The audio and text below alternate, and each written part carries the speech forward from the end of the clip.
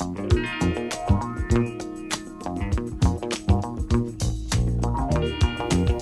are here in Mitzpeh Yosef, which is the outlook of Yosef, where we can see his tomb. We are standing on Har Gerizim, and we are looking down at the ancient Shechem.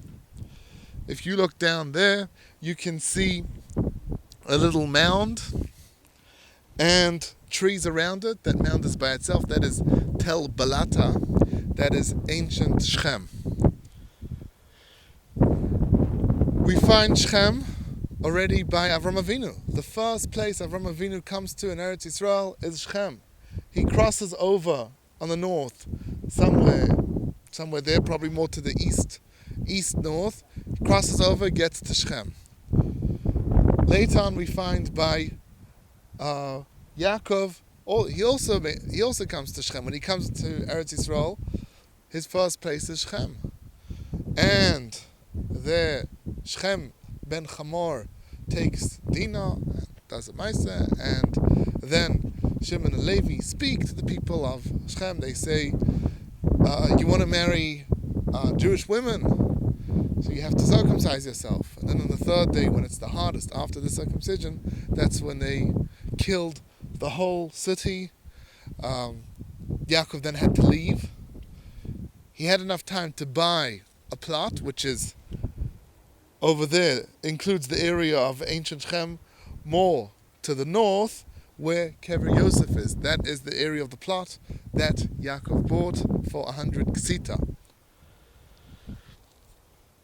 Now, if we go forward, later on, Yosef dies in Mitzrayim, and he asks to be buried in Eretz Yisrael, and Moshe Rabbeinu brings him. We all know Yosef's body was hidden under the Nile, and Moshe took a scroll with Shem Hashem on it, he threw it in, and Yosef's body came up, and then they took it to Eretz Yisrael. And finally, when they came into Eretz Yisrael, so first thing they did, they crossed the Yarden, we stopped over by the Gilgal, then they came to Shechem, they buried Yosef, and right then and there, they did the brachas and the klalas, as it says in Sefer Dvarim. Are we going to go forward with this now, or does that need a different... Keep talking and I'll You know what, maybe I'll explain it. Yeah. maybe keep Wait. talking and I'll just video. It is a mountain. Okay, so then we go forward to the story, to what it says, the mitzvah in Sefer Dvarim, in Parshas Re'eh, and then the tzivui was miskayim. They did it in Sefer Yehoshua, that the Levim were down in the middle, and Am Yisrael was divided into 6 shvatim. 6 were on Har Eval, which is to the west, and we on Har Gerizim, which is to the east, and the Levim were in the middle, and then the people on Har Eval said the bracha, the klalas. Aror Asher Yakeh is he who curses his father is cursed. A whole list of curses, and then the people on top of Har Gerizim said the brachas. Blessed is so and so, and there's a whole list of blessing. There was also a mizbeach that they put up on Har Eval, and we can kind of see it from here. It's like towards the edge over there, the west, kind of in the middle over there.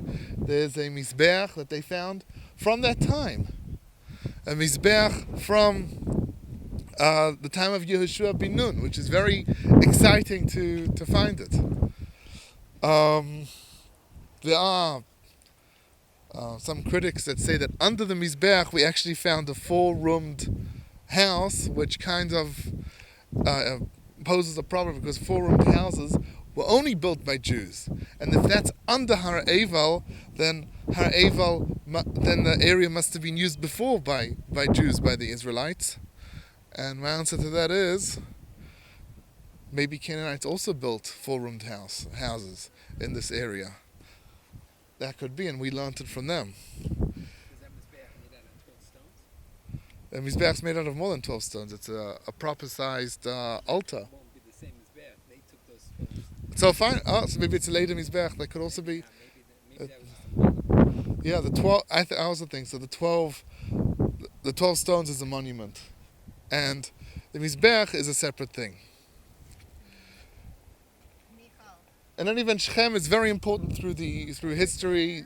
The Romans took Shechem and changed it into a new Roman city, Neapolis, they called it, the new city, and it's actually a little more to the north and to the east. There's an area there that we can see. There's a theater and a few Roman buildings from the Roman city. Later on the Arabs came, and Arabs cannot pronounce the letter P, and so it became Nablus.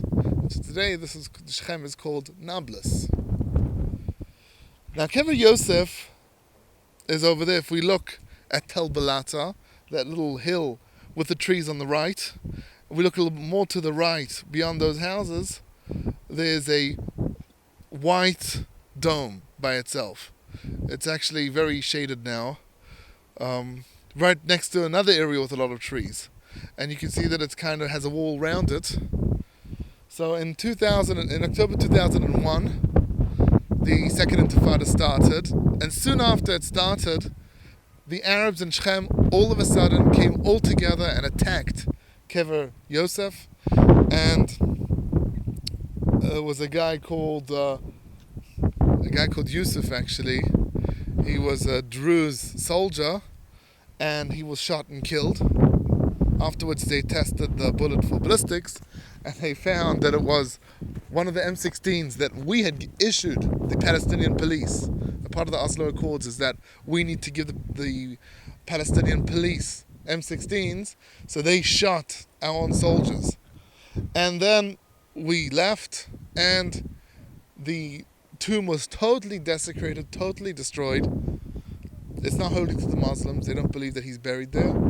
They think he's buried in Maras Machpelah in Hebron, which is ridiculous because in the Torah it says that he's buried over here.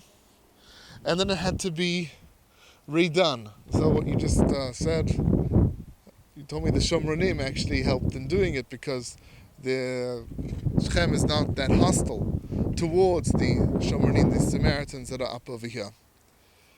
On Har Gerizim we have the Shomronim. That's a whole different story. Just in short, the Shomronim were brought to Israel. They were from Kut and Ua, next to Iraq. They were brought when the 10 tribes were exiled. Lions were eating them, so they asked the king to send them a priest which would teach them the laws of the land, the laws of the God of the land. And so they kind of converted to Judaism. There's a machlokes in the Gemara. Eventually the Gemara says, we thought that they were really proper converts, proper Gerim, and they didn't just convert because they were afraid of the lions. They really converted Lishma. But then when the rabbis went up to the temple of the Shomronim up in Har Gerizim, then they saw, this is something else. The temple over here they saw a golden dove inside, and they said, forget it. You're worshipping Avodah Zarah. You're not Jews. So as of today, we don't accept them as Jews. A whole more to say about them. That in their Torah, wherever it says you're supposed to worship Hashem, b'mokar asher yelecha Hashem Elokim, they change it to Har Gerizim. So Har Gerizim is the place where the Mikdash has to be. They say Har Gerizim is right in the middle of Eretz Yisrael. It isn't really, and that's what they believe. They don't believe in all of Tanakh. They believe in the Torah and in Sefer Yehoshua. They also preserve the ancient writing. They write in Ksav Ivri.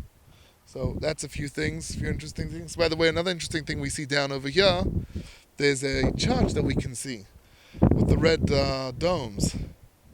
If you look at the big open area right in the middle here, so closer to us, there's a church down there. That's the church of Yaakov, because Yaakov came to Shechem. And they have a story, they believe, in the New Testament that Yoshki was here and he got water from a Samaritan woman. And yeah, they have a whole discussion. That's just one more interesting thing that we can see from here. There's also a big university, the biggest university in Shechem, called the University of Nablus and United States. The United States also gives money for it. And that's like further to the west. Yeah, that's pretty much it.